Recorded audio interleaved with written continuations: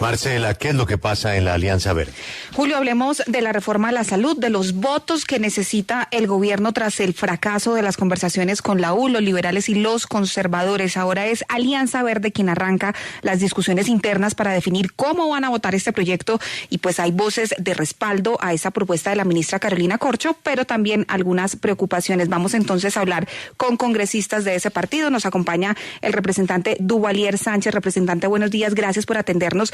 ¿Y qué es lo que no les gusta? ¿Cuáles son esas observaciones que tienen frente a la reforma del gobierno Petro? Hola, buenos días Marcela, buenos días Julio.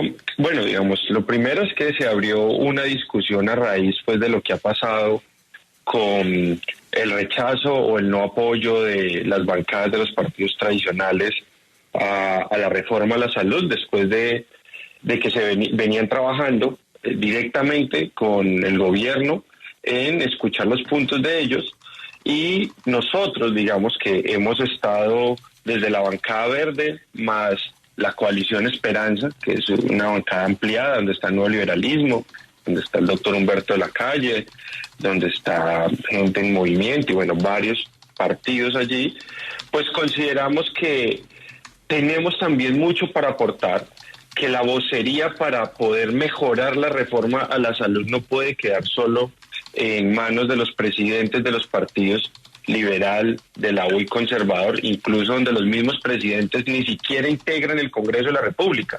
Es decir, la doctora Dilian Francisca no es la senadora 109 del Congreso, ni siquiera es ponente. Y además, nuestro interés es acompañar una reforma que sí permita y reconozca que el sistema necesita mejorarse. ¿Mejorarse en dónde? Uno, en los aspectos, por ejemplo, la administración de los recursos de salud. El artículo 22 de la reforma dice que la entidad administradora de estos más de 80 billones de pesos va a ser la ADRES. Y en el literal 12 de ese artículo dice, por ejemplo, que esta entidad se va a regir por el derecho privado. En una reunión de bancada con la ministra y con el presidente, le expresé mi preocupación porque esos regímenes especiales que derivan en atajos al Estatuto General de Contratación, a la Ley 80, y es por ahí donde se roban la mayor cantidad de plata en este país. El 93% de la contratación en este país desde el gobierno nacional es directa y por eso no se generan la idoneidad ni la transparencia en esas licitaciones. Y si la reforma pretende seguir por el mismo camino con la entidad administradora, sí, porque los prestadores está bien que contraten de forma ágil y rápida, pero la entidad administradora no se justifica que en una reforma donde el principal motivo es mejorar la calidad, y para mejorar la calidad hay que combatir los problemas de corrupción en el sistema, pues ahí digamos nosotros planteamos mejoras. También en otros puntos sobre la calidad que para nosotros todavía no son claros y sobre la atención, por ejemplo. Sí, pero representante, ¿esto significa que ustedes la propuesta como está hoy no la acompañarían si no se tienen en cuenta esas observaciones? Digamos, lo que estamos explorando son tres caminos. Lo primero es revisar sobre el documento final, ese que dicen que está el 99% de ser concertado porque no lo hemos conocido. Si ese documento en su articulado se recogen algunos de los puntos que tienen varios congresistas de la bancada verde más Esperanza. Si no se recogen, que nos sean incluidos o que seamos escuchados y atendidos en nuestras proposiciones. Si no, el otro camino es poder presentar una ponencia alternativa en donde nosotros recojamos lo que tiene el gobierno, sí, lo que nosotros proponemos y quizás algo de lo que han dicho los voceros de los otros partidos. Y si no, pues es presentar un articulado nuevo, es decir, un proyecto de ley de reforma nuevo. Esos son los tres caminos que hemos explorado y sobre los cuales hubo una reunión preliminar ayer, sí, y vamos a tener otra reunión el lunes para ver dentro de lo que cada uno tiene, cómo vamos mejorando la reforma. Representante Duvalier, permítame un momento en la línea porque también nos acompaña la representante Marta Alfonso, es copartidaria suya y además coordinadora ponente de la reforma a la salud. Representante Alfonso, buenos días. ¿Usted respalda esa idea de poder pensar en presentar un proyecto por separado si, como pasó con los otros partidos de la coalición de gobierno, consideran que no se atienden esas preocupaciones y observaciones que ustedes tienen frente a la propuesta de la ministra Corcho? Muy buenos días, Marcela, y a toda la mesa de trabajo un saludo muy especial, a Duvalier también un abrazo.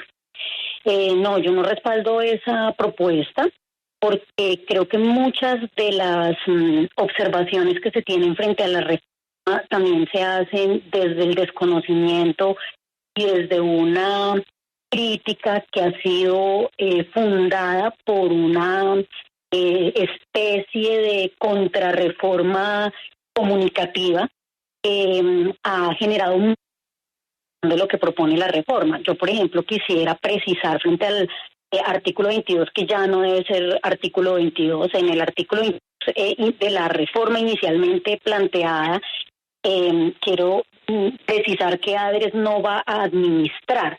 ADRES viene administrando hace mucho tiempo, desde que se creó por Plan Nacional de Desarrollo del gobierno, creo que el primer gobierno Santos, los recursos de la salud.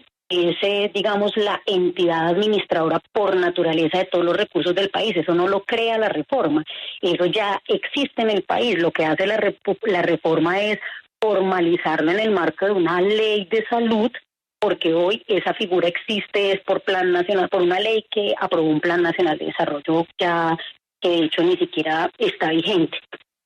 La segunda precisión que quiero hacer es que las entidades de salud administran recursos de salud bajo derecho privado por una razón sanitaria. Y es que si están en el marco del derecho público y hay una pandemia, una epidemia, una emergencia, imagínate lo que significaría contratar cosas de la salud en el marco del derecho público. Por eso no es una razón caprichosa ni para la corrupción, sino porque... Marcela, yo creo que está claro, es que esto lo oímos todos los días, esto está claro. Hay un sector de la Alianza Verde que si no se modifica, pues presenta su propia reforma, y hay otro sector dentro del mismo partido que no está de acuerdo, es decir, que aprueba lo que está presentando el gobierno. Sí, es una conclusión. Es una división que hay dentro del Partido Alianza Verde y pues ya corresponderá que tomen las decisiones internas para ver si se toma como una decisión de bancada de obligatorio cumplimiento o si cada uno vota como mejor le parezca. Agradecemos a los representantes Duvalier Sánchez y a la representante Marta Alfonso por habernos planteado estas dos posiciones que hay allí en Alianza Verde. Bueno, pero Marcela, está claro, en el Partido Liberal hay un señor que es el que manda. Sí. En el Partido Conservador hay un señor que es el que manda. En el partido de la U hay una señora, lo mismo. En el pacto histórico pues hay una cantidad de partidos. En la Alianza Verde, ¿quién manda? Pues es que allí sí son más congresistas de opinión, Julio, así que seguramente cada uno va a dar la pelea y el bloque que se está armando del representante Duvalier Sánchez incluye también a Humberto de la Calle, que integró la lista de la Centro Esperanza, a Julia Miranda del Nuevo Liberalismo y a Jennifer Pedraza de Dignidad y Compromiso, así que esta será seguramente una pelea que ellos van a dar más de forma independiente que como partido. Pero Julio, aquí son dos facciones que se empezaron a marcar desde antes de las elecciones presidenciales del año pasado. Una más cercana al presidente Gustavo Petro, cuya cabeza visible es, por ejemplo, el senador Inti Asprilla y Carlos Ramón, el presidente del partido, y por otro, un sector un poco más lejano del petrismo, encabezado, entre otros, por la senadora Angélica Lozano. Y esa fisura que se formó durante la elección presidencial, pues se mantiene hasta hoy.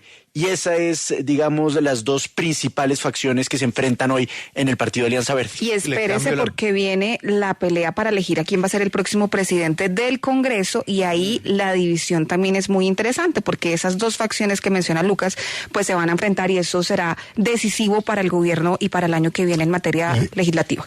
¿Y allá quién da los avales? Ahí hay son varios copresidentes, entre ellos Antonio Navarro, Carlos Ramón González, Antonio Navarro, y hay una dirección nacional que es la encargada de otorgar esos avales. Digamos que en ese partido está bastante más desconcentrado el tema de los avales que en otros partidos como el Partido Liberal, donde el esfero lo tiene el señor César Gaviria y no hay nadie que pueda opinar ahí. Muy bien, nos vamos para las calles de Washington y vuelvo con usted.